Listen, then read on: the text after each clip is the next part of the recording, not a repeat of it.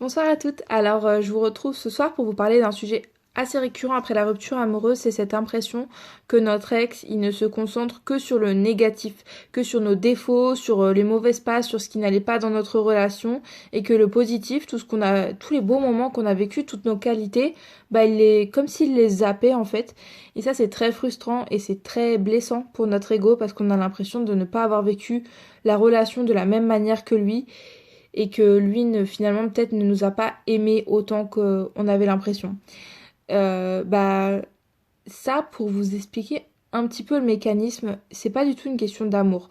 Votre ex, il vous a aimé, votre ex, il vous a estimé, il a passé de très beaux moments avec vous et ces moments-là, il s'en souvient, mais il va se concentrer sur le négatif parce que c'est ce négatif qui l'a amené à se questionner sur votre couple, sur ce qu'il veut pour l'avenir et sur ce qu'il y a de mieux pour lui. Et c'est ce négatif qui va du coup avoir un peu pesé dans la balance pour prendre sa décision et pour partir. Il a quitté la relation qui ne lui convenait plus. Il n'a pas quitté vraiment la personne. Vous êtes une très belle personne, vos qualités, elles existent, et il en a sûrement pleinement conscience. Vous êtes une très belle personne, hein, mais la situation dans sa globalité, quand on a vraiment l'impression qu'elle nous étouffe, qu'elle nous intoxique et que c'est bon quoi, on n'en peut plus et que pour notre propre bien, on sait qu'il faut pas continuer dans ces conditions-là. Forcément, on n'est pas des étoiles dans les yeux en train de se rappeler tous les bons souvenirs, même si on a conscience de tous les bons souvenirs, bah forcément on se concentre sur le négatif. C'est un égocentrisme assez naturel que de vouloir notre propre bonheur et de faire en sorte de l'obtenir, quitte parfois bah, à se mettre à dos des personnes qu'on aime et à prendre des décisions qui ne font pas plaisir ni à nous-mêmes ni à l'autre. Euh, pour comprendre un petit peu, je pense qu'il faut se mettre à la place de l'autre. Je comprends totalement que vous n'ayez pas envie de vous mettre à la place de votre ex parce que vous vous dites, est-ce que lui, il s'est mis à ma place? Est-ce que lui, il se rend compte du mal qu'il me fait? Bah peut-être que non, peut-être qu'il se met pas à votre place et qu'il fait pas preuve d'une très grande empathie, mais ça c'est son problème.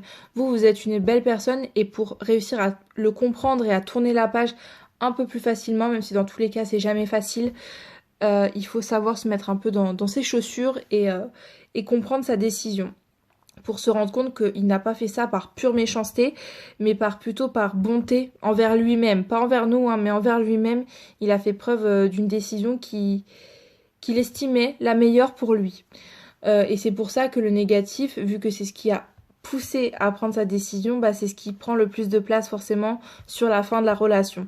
Alors que tous les moments que vous avez vécus étaient réels, hein. Tous les bons moments que vous avez vécus étaient réels. C'est juste que maintenant, bah, ce sont des souvenirs qui ont le mérite d'exister, mais qui ne sont plus suffisants.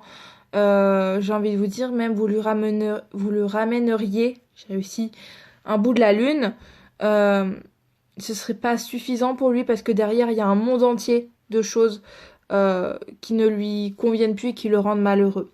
Et ça, ce parallèle, je l'ai fait grâce à mon travail. Faut savoir que mon travail avant, je l'adorais, c'était ma passion. Et tout ce qui fait que c'était ma passion auparavant est toujours valable aujourd'hui. Mais ça fait plusieurs mois que je n'aime plus ce travail, que je m'y sens très malheureuse et que des fois je me sens même en souffrance dans ce travail. C'est pas franchement la faute de mon travail, c'est juste moi qui ai changé, qui ai évolué. Mais récemment, on m'a donné une gratification que j'attendais depuis longtemps et plutôt que de m'en réjouir, je me suis immédiatement focalisée sur tout ce que ça allait m'apporter comme pépin en fait. Les changements d'horaire, la nounou, comment je vais faire, le changement de zone géographique, c'est beaucoup plus loin de chez moi, et puis pour aller chez la nounou, ça va être plus long, c'est plus relou, il y a plus de feux rouges. Enfin, je me suis concentrée sur tous les obstacles que ça allait apporter, alors que dans le fond, bah Manon, t'as quand même eu la gratification que t'attends depuis plusieurs années. Bah oui, mais ça, c'était plus suffisant en fait.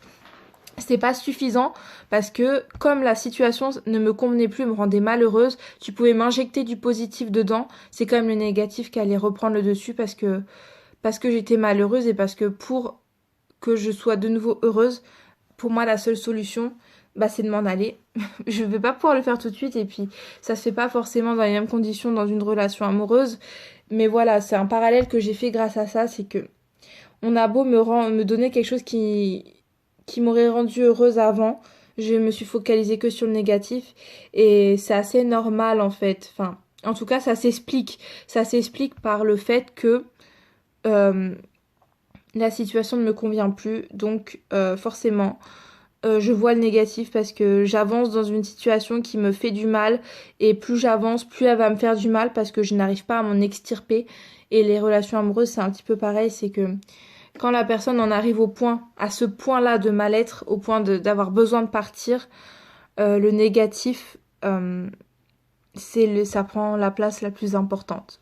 Et ça, malheureusement, on peut rien y changer, même si on lui envoie toutes nos belles photos, même si on lui raconte tous nos beaux souvenirs, tout ça, il s'en souvient, il ne le renie pas du tout, mais c'est plus suffisant. Et ça, je sais que c'est très dur à entendre, surtout quand on est la personne qui a été quittée, parce que on a envie de juste de se souvenir de la belle relation qu'on a eue et que l'autre s'en souvienne également et qu'on oublie tout ça et que c'est bon, on continue.